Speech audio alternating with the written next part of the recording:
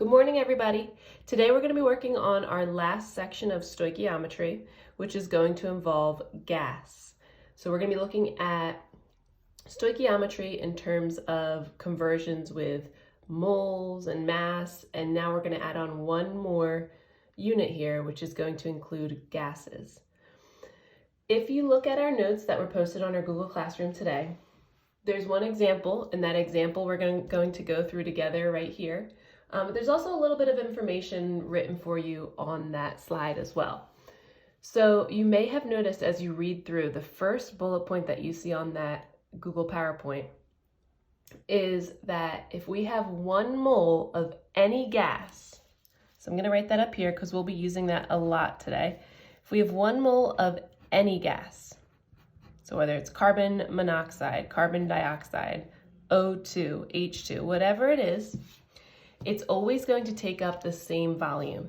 And that amount of volume at STP, and we'll talk about STP in just a second, is always going to be 22.4 liters. So 1 mole of any gas will always occupy this much space, 22.4 liters.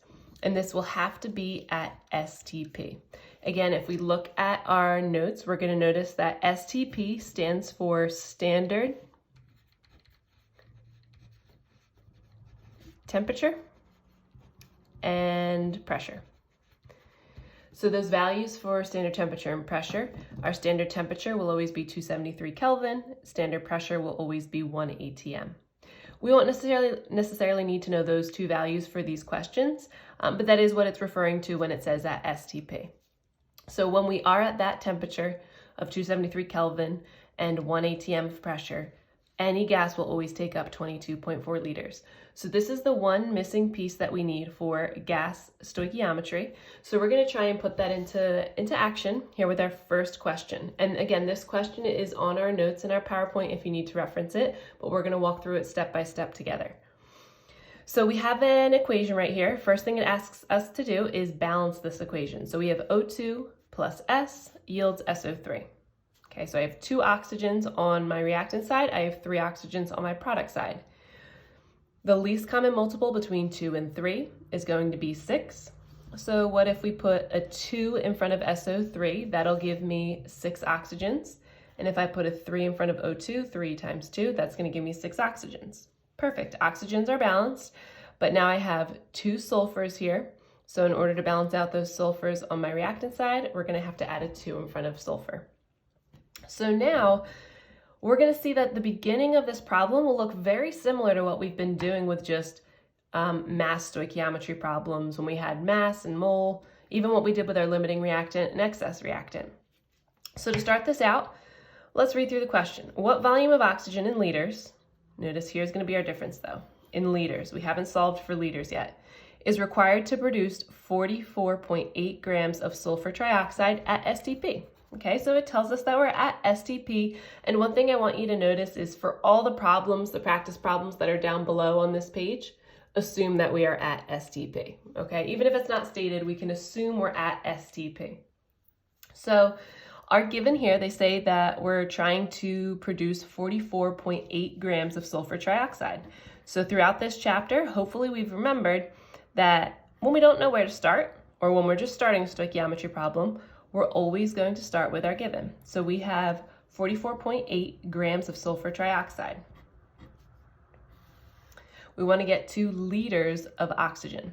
So in order to do that, we're going to have to get rid of our grams of sulfur trioxide and get this into moles of sulfur trioxide. So we have to find our molar mass of SO3. We have 1 sulfur and 3 oxygens. So add those up. We should be left with 80 grams as our molar mass for sulfur trioxide per mole of SO3. Okay, so grams of SO3 should factor out. We're at moles of SO3. Remember, we have to use our mole ratio step here. So we find that in our balanced equation. So we know if we look at the amount of moles that we have for SO3, for every 2 moles of SO3, we will need 3 moles of O2. So we're going to use that in our mole ratio step. So moles of SO3 we want to cancel out. So I'm going to put 2 moles SO3 in the denominator. I'm getting that 2 from my coefficient here on sulfur trioxide. That factors out moles of SO3. And I want to get eventually to liters of oxygen, so I'm going to look at what my coefficient is on oxygen.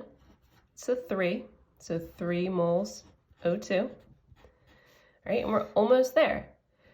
The last thing that we're going to have to do is get from moles of oxygen to liters of oxygen. Again, this is the new step. Everything up to this point should look pretty familiar. Usually what we would maybe be asked here is maybe how many grams of oxygen we would need.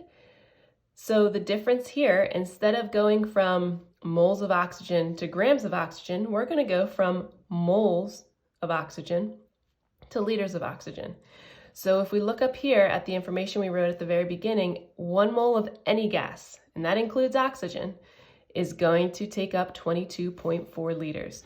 So 1 mole of O2 will always be 22.4 liters. So moles of O2 factor out. We're left with 22.4 in our numerator.